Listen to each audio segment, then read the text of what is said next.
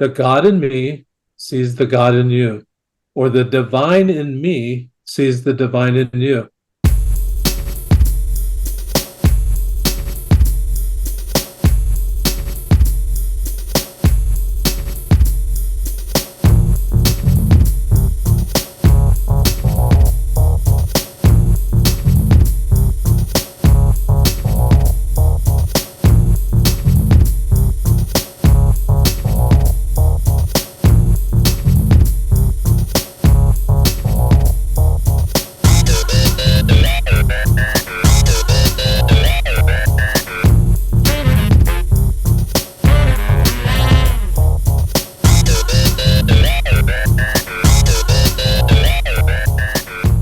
Welcome to Supernormalized, the podcast where we challenge the conventional, break boundaries, and normalize the supernatural. Join me, CJ, as we explore uncharted realms of existence and unravel the mysteries of our universe. If you have an unusual knowledge or unique story you'd love to share, reach out to me at supernormalized@proton.me and let's make the supernatural the new normal. In today's episode, we delve into an extraordinary creation by Paul Zolman that revolutionizes the way we comprehend the 5 love languages. This groundbreaking system not only teaches us how to give love in each language, but also enhances our ability to recognize and respond to them when they come our way.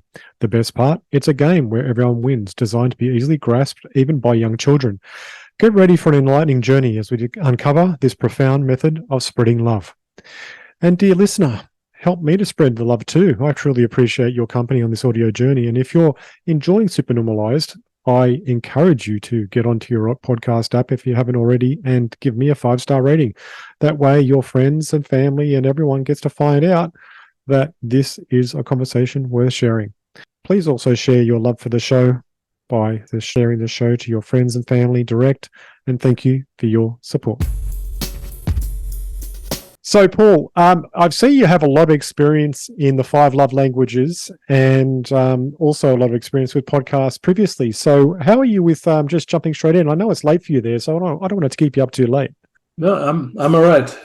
Time is good, but glad to be here. Thank you. Excellent. Okay. So welcome to the show, Paul. Thank you very much for coming on. And look, I've known about love languages now for about 5 years, thanks to a friend that pointed out what love languages were, because he was a therapist that was working with people, and he discovered them, and he found that love languages were just changing everything to do with the way he was doing therapy with couples. And I thought, well, wow, that's something that everyone should know.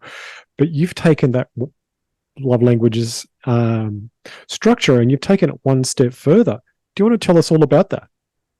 Yeah, I've taken it one step further, and I probably need to just back up a little bit, CJ, tell you a little bit it came to be. Yeah, sure. About 15 years ago, I was dating someone, and it was we were getting kind of serious, and it was time to take her up for Big Brother approval. I'm number 10 of 11 children, so big family. In that position, as one of the youngest boy, you have to have Big Brother approval. So you can understand a little bit how that happens. My family, the 11 of us, were raised mostly in a family of abuse. We had anger in the family, and it was just, I had a lot of residual anger that way, but I thought that I'd gotten rid of it. Yeah. But I take this woman into my brother's house. The first thing my sister-in-law does is pull her aside and say, the only emotion that the Zolman family learned growing up is anger. At first I denied it. And it made me mad. Yeah, wow. Triggered. I thought, maybe she's right. I didn't realize that I'd flashed like that and that I had not overcome it. So what I started doing with that, CJ, is I started reading books about love, about the color code, and then the 5 love languages. I read the 5 love languages about 4 or 5 times. I really liked the principles of the 5 love languages. I didn't get the application, but just let me remind you of my background. I came from a background of abuse, but one of the things that Dr. Chapman does in that book, he said, well, CJ, if I guess what love language you are and I cater to that, then we're going to be buddies. I'm a bad guesser. I'm a really bad guesser, and that's not going to happen. It isn't working for me. Right. So the other thing is that, well, if I take this survey that Dr. Chapman had, then I become I find out what my primary love language is. What do I do with that? Advertise? Hello, Mm. CJ, I'm gifts today. What do you have for me? I mean, it's just, and that becomes very awkward too. Both of Mm. those, I couldn't get my mind around it, couldn't get it wrapped around it. But I liked the principles that were set forth there. So I contacted Dr. Chapman and asked him if they were licensing any of the icons, the little pictures of the love languages that they had out there. And they wrote a letter back and said, no, they're not doing that at this time.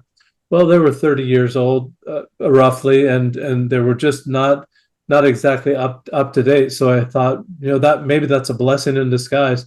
I went to a international or a intellectual property attorney in my town here, found out that theory is not copyrightable, application is. And Oh, I remember that when I was younger, with that the nice family times that we played games together. I thought, well, maybe I can make it a game. So I started with uh, creating my own artwork for the icons, updating it myself, and then I put it on a die. So it looks like this. So you can see service there, yeah. the words, Yeah. time, Touch. there's touch, yep, and then gifts on that side. Gifts. Yeah. Those are the 5 love languages, 6 sides on the dice. This last one is surprise me. Surprises. Yeah.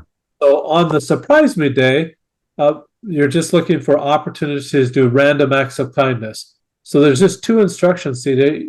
You roll the die every day. That's the love language you practice giving away all day that day.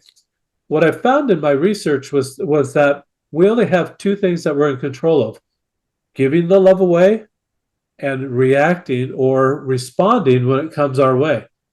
We really can't bid people to love us. It's got to be their choice. We're trying to get into their lane if we're telling them what to do. And it becomes more of a duty well, they get the whiny voices. Well, I told you what my love language is. How come you're not doing it? You don't want to even go down that. And I'm sure that's inadvertent. Dr. Chapman didn't plan it that way. Yeah. I'm sure it's absolutely inadvertent, but it happens that you don't want to get to that point.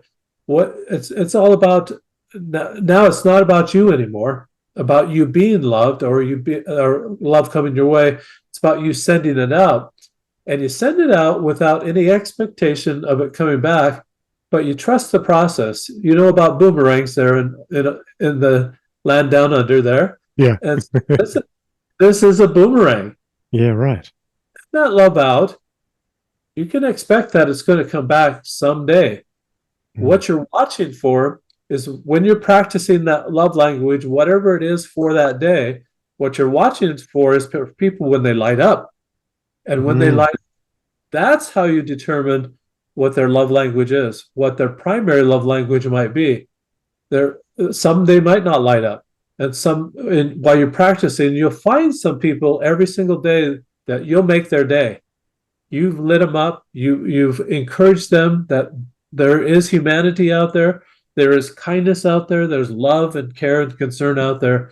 True care and concern. It's not about sexual intonations at all. It's not about that.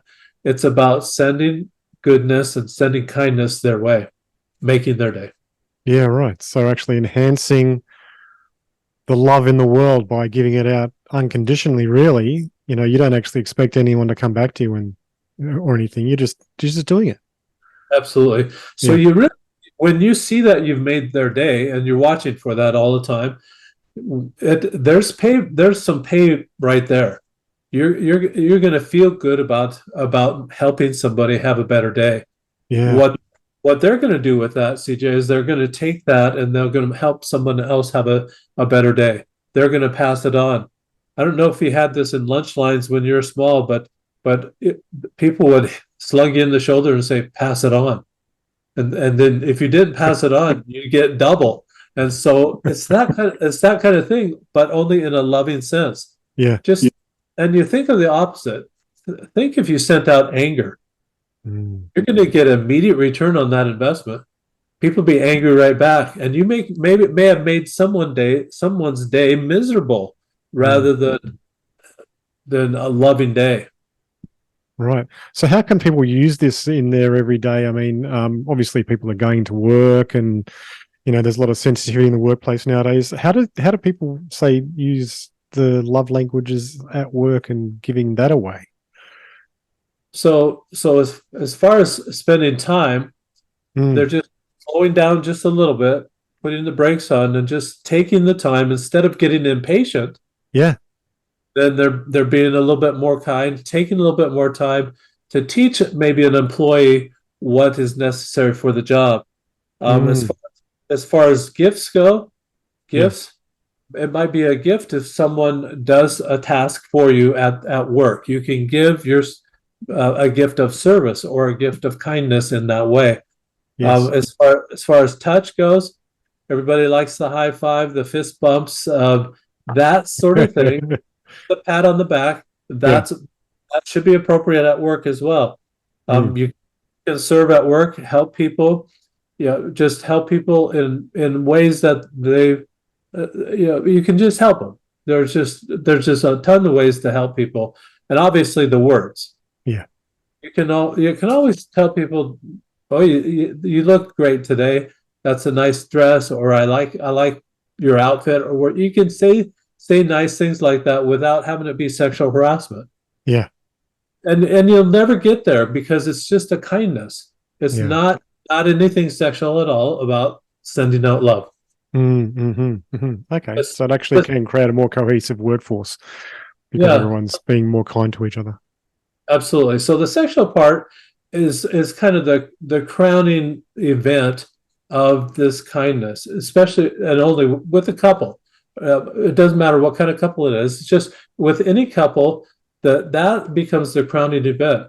But it's the lead up to that too. You just want to develop a mind of kindness, and the mindset, CJ, is what's right about that person. What can I love about that person? You'll be so busy with that, you'll never go down that critical path that says, what's wrong with that person? Why are they doing that? And you'll not have the criticism or the judgment of that person. I like to look at it like this, that if you have a magnifying glass will make things bigger. Yes. So if you want to magnify the faults of another, guess what? That's also a boomerang that's coming back at you. Do you want that? Yeah, right. Why do we even do it? We know that that's coming right back at us. We look at their faults, they're going to look at our faults. But we look at their positive aspects of that person, that's also coming right back to us. Yeah, of course. That's what we want. So what kind of transformations would people expect when they're using these tools? Well, I kind of like it. The other day I was out walking, CJ, and I found this stick that doesn't have any bark on it at all. Yeah, or like a little walking stick. And on this side of the stick, I call it's just nice and smooth, great for your hand and very nice. Yeah. But the other side of the stick, you see, there used to be maybe some branches there, and it's got some knots there and everything. This is what I call the naughty side of the stick. Yeah. So this is my naughty and nice stick. And I think Santa Claus has a stick like that. Right. But what people can expect when they do this is that they'll be kind of self-actualization. Yeah. They'll feel that, they'll know where they're at on the stick. Anger has its own culture, has its own words, it has its own humor, it has its own vocabulary, all that on the anger side. Love also has a different language, and it has its own humor, and it has its own actions for kindness, and just everything. It's different culture, but I would say anger is on the naughty side of the stick. Once I realized that, after I realized that where I was when I went and introduced this woman at my brother and sister-in-law's, when I realized where I was on the stick, I had three choices. I could stay right where I was at. I could go to the left, more toward anger, or I could go to the right and move toward love. And I chose to move toward the love because I did not want that stigma in the Zolman family, did not want that perception of the Zolman family to continue for me or for my children or in future generations. It's time to stop it. And it's interesting that this kind of passes on generationally. It can pass on just because of the education or just our thoughts of that, well, what the ancestors had. We learned those type of things from our parents, and they learned it from their parents, and they pass it on. I had a grandfather that had 9 children, and then his wife passed away, and he was so distraught about that he sold the farm, he sold all the equipment. This is in late 1800s. Sold all the equipment, and when the people came to pick up the equipment and their property that they purchased, he would say, "Would you like this child? And would you like this child? And would you like this child?" And systematically gave all the children away except for one. He took that one child with him, moved a little farther west here in the United States to Montana, where he found another wife, had 10 more children with that wife, of which my father was number 6. When my father was born in 1922, so when he was 10 years old, his father, the grandfather I'm talking about, passed away. So now you have 19 children with abandonment issues. Yeah. It's in 1932, 10 years after my father was born, in 1932, it's in the middle of the Depression, the Great Depression. So not only they have the abandonment issues, they've got the financial stress, they've got emotional stress, they've got social stress. My father was only able to finish 8th grade, and then he had to drop out of school, didn't ever go back to school. And he became a truck driver. So he was gone in the middle of the week and came home on the weekends. But this generational stress passes on, and their attitudes pass on. And I think the best way that people can do that is recognize where they're at on the stick, where they are at on the spectrum. And then at that point in time, you can set goals to make changes that you need to change. Yeah. I can't imagine what it'd be like growing up in a large family, but I grew up in a small family with both alcoholic parents, and it was quite tough and combative. And I didn't recognize it at the time, but it was affecting me. And then as I grew up and grew out of that, I saw my sister growing into the patterns herself, and she was expressing those same patterns that I'd seen as a child with my own parents, within the family. The casual banter, which is passive aggressive and yet still combative, and I was seeing that happen in her own family, and I would step back and go, "My God, I can't believe people actually behave like this with each other." It was really astounding, and obviously it was because that was their survival mechanisms at the time. That's all they knew. So yeah, it's good to see that these tools are coming about, because they actually help people to recognize other ways of doing things rather than being at the gnarly end of the stick. People are leaning more towards the smoother end of the stick because things get done more effortlessly. Absolutely. So I like to just say that what happened with me is I would take one annoyance. I'd say, "What's wrong with that person?" And I'd do that regularly, or be annoyed with that person. I'd take one annoyance, then I'd stack it on another annoyance, then I stack it on another annoyance, another one, until it became escalated, and I'd flash. And that's that kind of anger issue, more of a residual anger from my childhood. And it took me so long. It's not about just declaring I'm not going to be angry anymore. That in and of itself is really a very negative statement. If you're saying you're not going to do something, it's better to say, "This is what I am going to do," and try to find a replacement. This was a godsend for me, just to be able to have something else to do, to set the tone or the theme or the purpose for the day by rolling the die.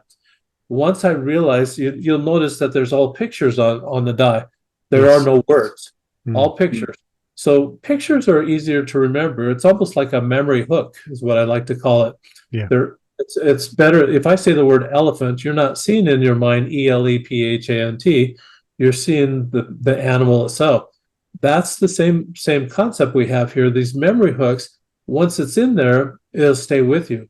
And as I mentioned, I've been busy all day long watching for what's right about that person, what can I love about that person. It overshadowed any effort that I ever made of going the other direction, the critical direction, say, what's wrong with that person, and go down that critical path. I don't do it anymore. And because I'm not annoyed anymore, those aren't stacking up and I'm not flashing anymore. Really took 30 days for this to happen.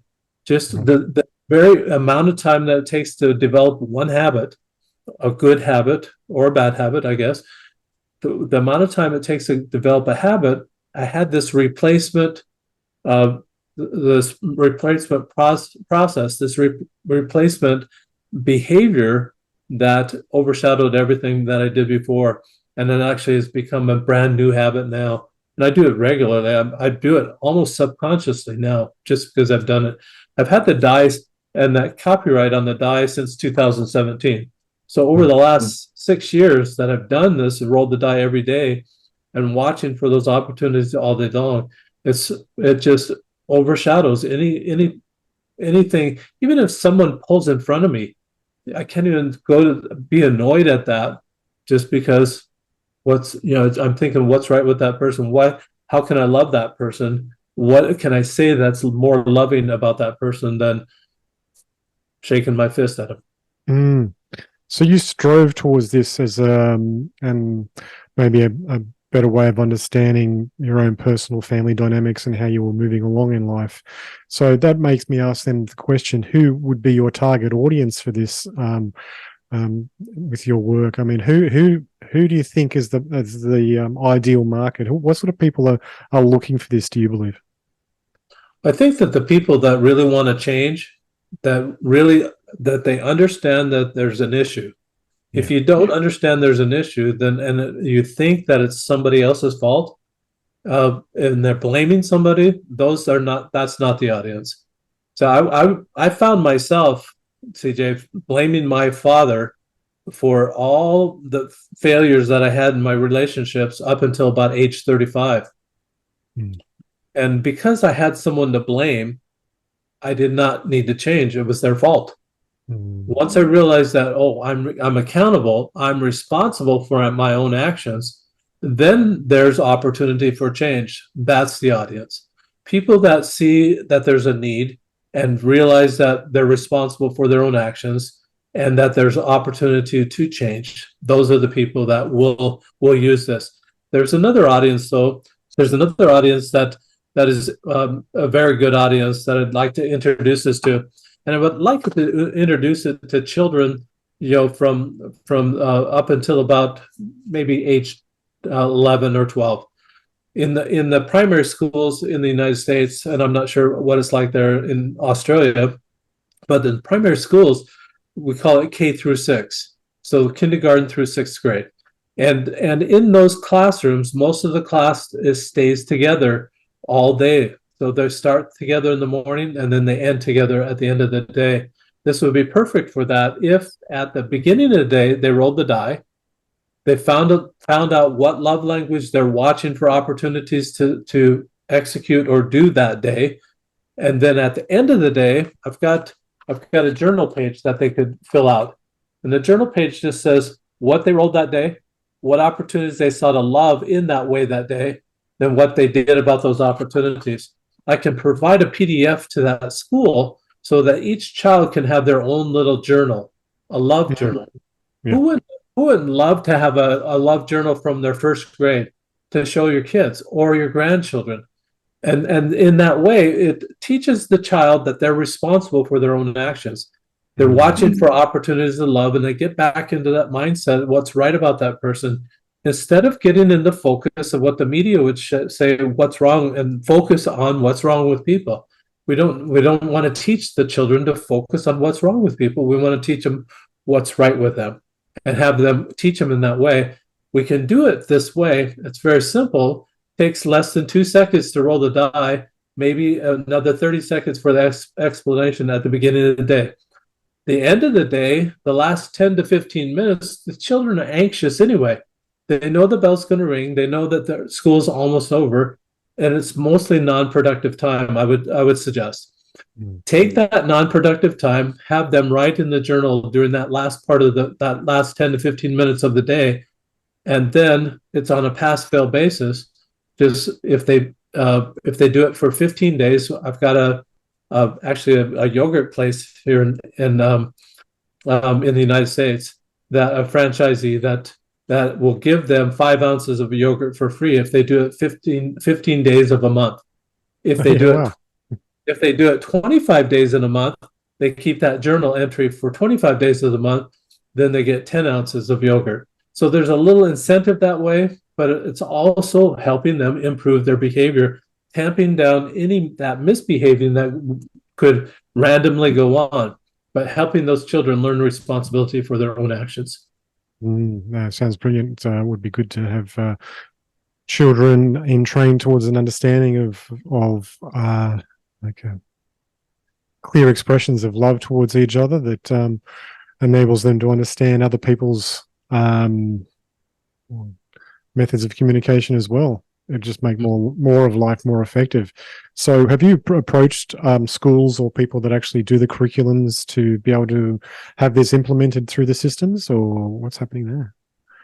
So the public system is very difficult to crack into, and they really have their own way of teaching, and they have their own curriculum, and they have a lot of professors and PhD people that are really trying to write the curriculum.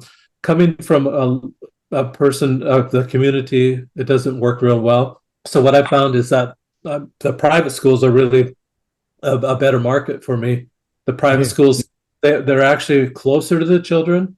The teacher themselves can make the decision in many of these private schools. So I've got a full staff of teachers in a particular private school here that actually just testing it out this year. Brilliant. Yeah. Okay, and you're actually recording all the results. You can actually use that for evidence to other schools.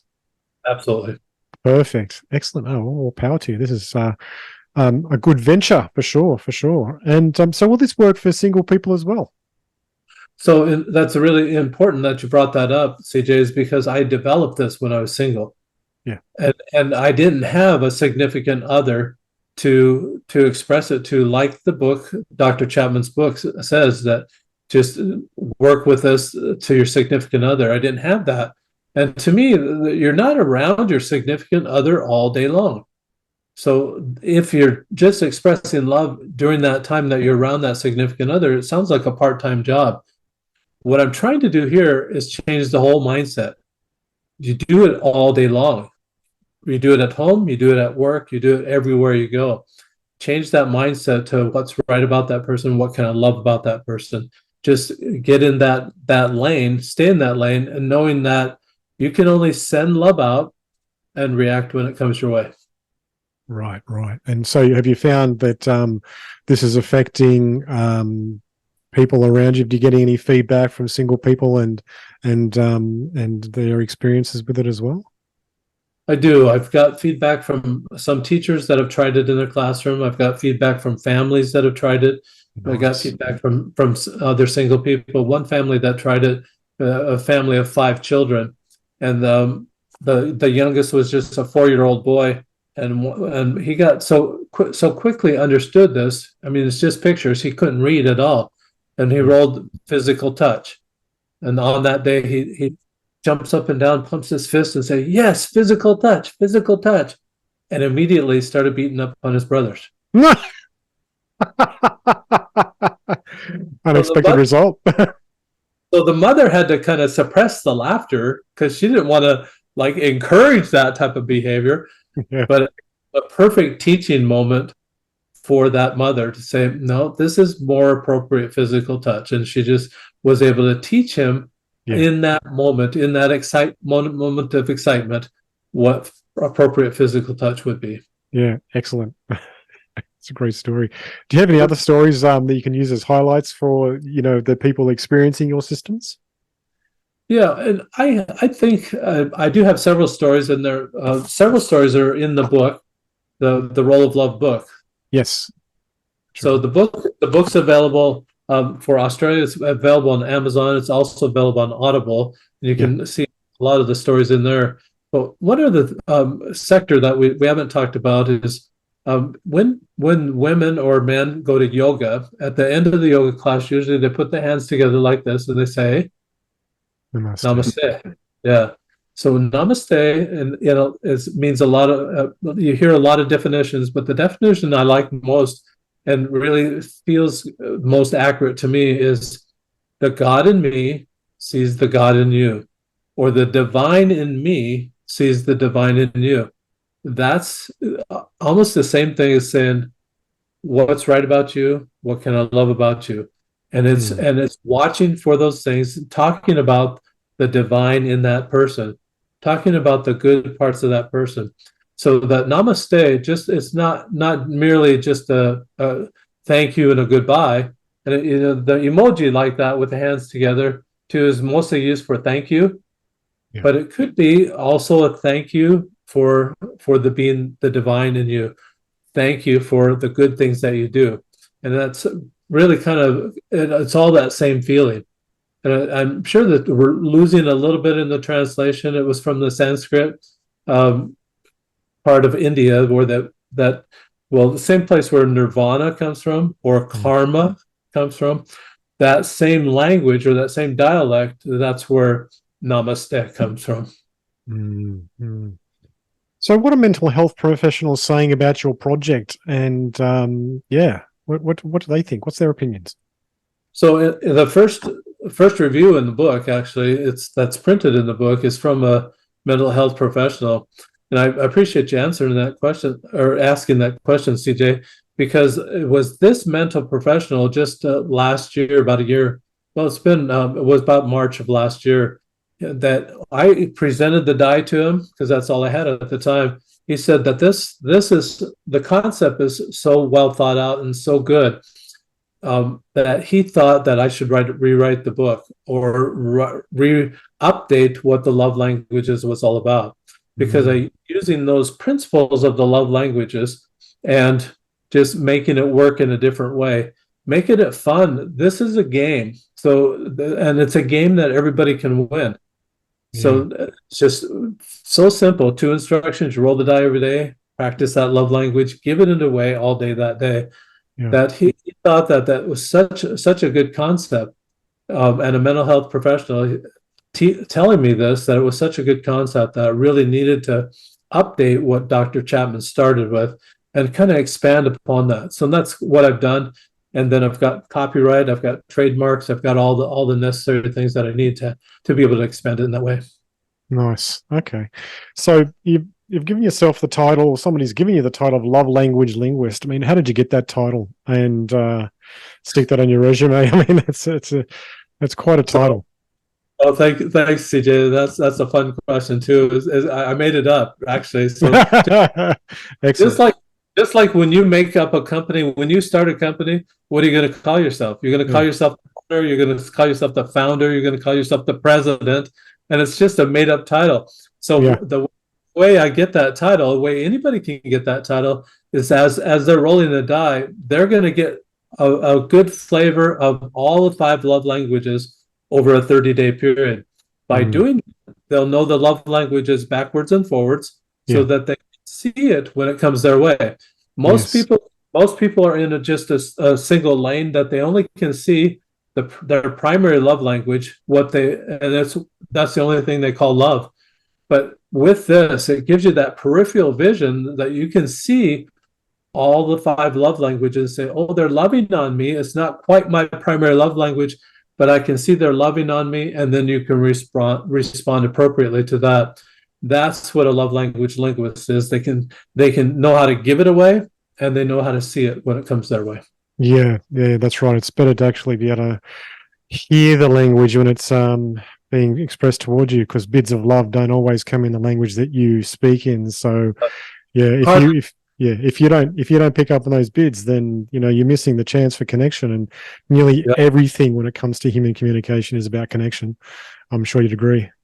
So absolutely. So when you put that on your resume, just think of it this way: the employer is going to say, "What the heck is a love language linguist?" And you're going to say, "I just love people." That employer wants their customers loved, and Yeah. they want a loving environment within the workplace. Yeah. Your resume is going to rise to the top.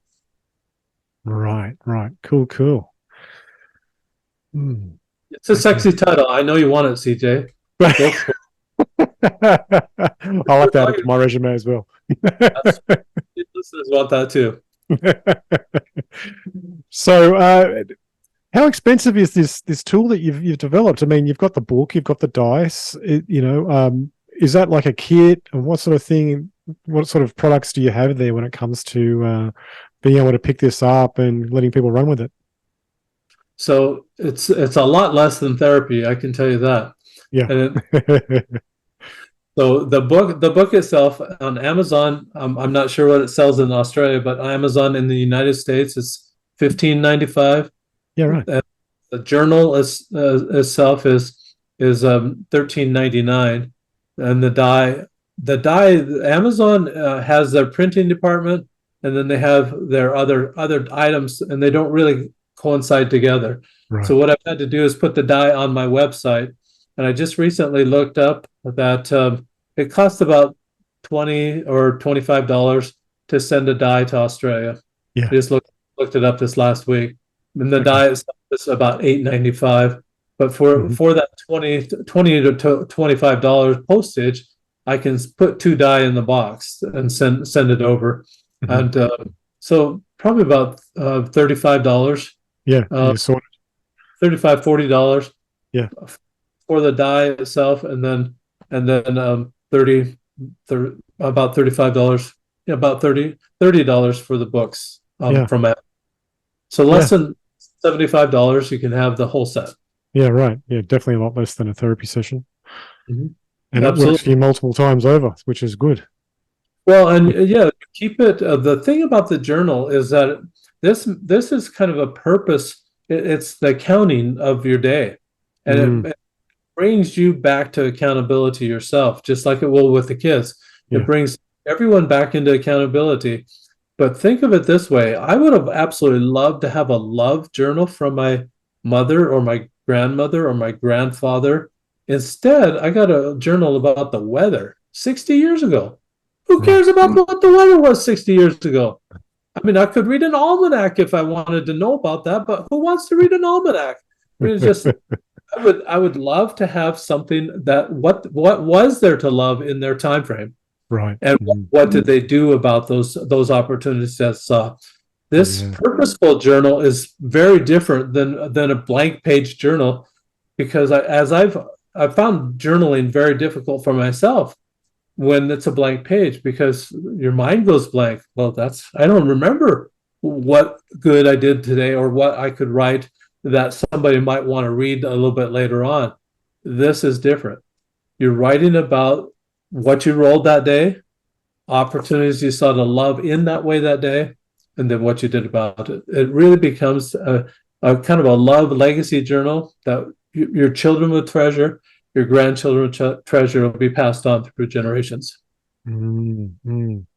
Okay. So, Paul, is there any questions that I should have asked that I didn't ask that you might have come across in our talk?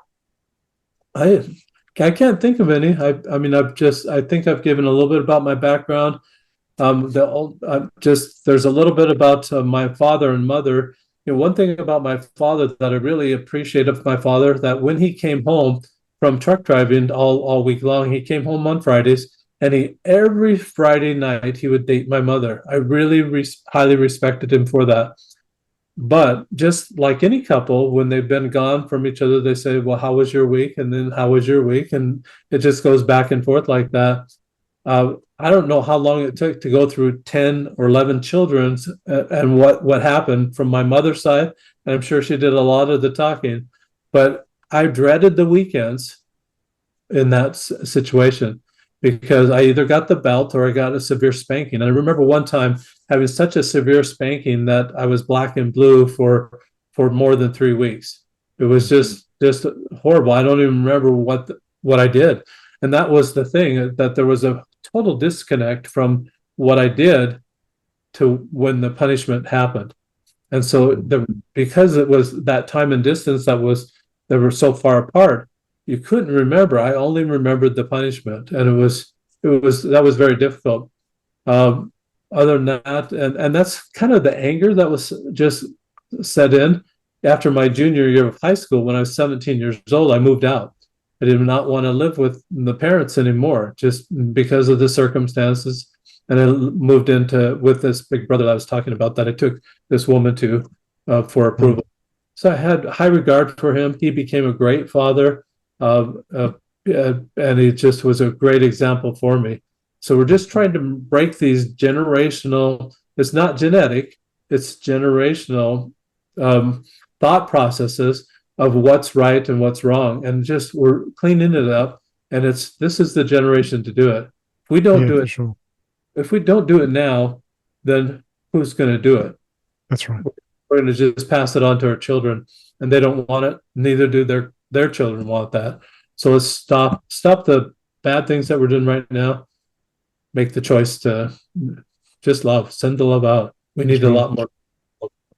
Yeah, leaning into love is definitely the best way to go. And I'm happy that you've created this tool and this method of helping people to connect to love languages and basically connect to everyone around them in a deeper, more profound sort of way. So yeah, very very thankful for you doing that, Paul. That's really cool, and I appreciate you coming on the show today as well.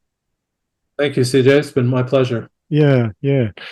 Okay, so I'll wind that up for now. What I'll do is I will send everyone over to your website, and it has all the information there that can help them to find you and your tools and your book as well, rolloflove.com. So is there anywhere else that you'd like people to go, or is that the main place? So if your listeners like the listening to the podcast and they're doing it only on Audible, they might also like the Audible portion of the book, and Yes. you can only find that on Amazon. But when you go on Amazon, you need to just type in my name. If you type in Roll of Love, you're going to get love this, love that, love a million things, and it's going to be a needle in the haystack you're not going to find. So just type in Paul Zolman on Amazon. It'll take you right to the books, both the journal and the book, and the Audible. Kindle is also on Amazon, and you can buy any of those choices. The whole idea is just get it out there so that people can have the opportunity to make changes if they choose to do so. Excellent, excellent. Thank you so much for your time, Paul. I really appreciate it. Thank you, CJ. It's been a All right. pleasure. All right. Bye for now. Bye-bye. Okay, that was great, Paul. Thank you. Thank you. Yeah, cool. That was always so much fun. Yeah, And, yeah. It's quite a story. I can't imagine growing up with 10 other siblings. That would be really intense. well, some sadness happened. The first three actually had been born, and they all the oldest three died before their age 2. Oh no. So they had some hardships there, and Yeah. then since that time, I've had 2 other siblings that have passed away. So there's only 6 of us left. Yeah. Wow. Well, I hope you all have discovered your own love languages there, and yeah, and are able to connect. Have you shown them like your skills and your knowledge? You know what? I'm the youngest, and so the So they won't youngest listen to you? so the youngest person in the family don't get listened to. Remember Oh when yeah. remember when you had to, I don't know if you remember, but when way back then, you had to go up to the TV to turn the channel on the TV. Yeah. And I never had that opportunity to go change the channel. It was Oh. always what they chose to watch, and I always had to follow what they did. And so me doing my own thing is this is the funnest thing ever. Just I don't really have to their scrutiny over me anymore, and it's just kind of fun to just branch out and do it. But in their own way, just in their defense, they have set up their lives and chosen also to love in their own way and to be just a better person all throughout, and to let go of that abuse. And I don't think they've passed it on to their children at all. Oh, brilliant. Yeah, good. It's good to see the cycles break. Yeah, it is. It's It is. wonderful. Yeah. Yeah. Thanks again, CJ. All right. Been a Thanks, Paul. Have a very good evening. you too. Bye bye. Bye. Well, that was an interesting interview. Paul's developed an interesting tool there when it comes to love languages and understanding them, and basically increasing your, well, love language linguist skills, to say it in his terms. It's clear that when you are able to recognize love languages and express them appropriately, then, well, for one, I know for myself, when I'm actually heard in my love language, then I feel more embodied and seen and recognized in the world. So I know that for other people, that would be the same, obviously. So these tools, I think, are important, and I'm very glad that Paul has created this and is spreading it into the world. If you've enjoyed today's show, please share it to your friends and family, and remember to give us a 5-star rating on your podcast app. And hopefully you come back next week and listen again. Thank you so much for your time, and bye for now.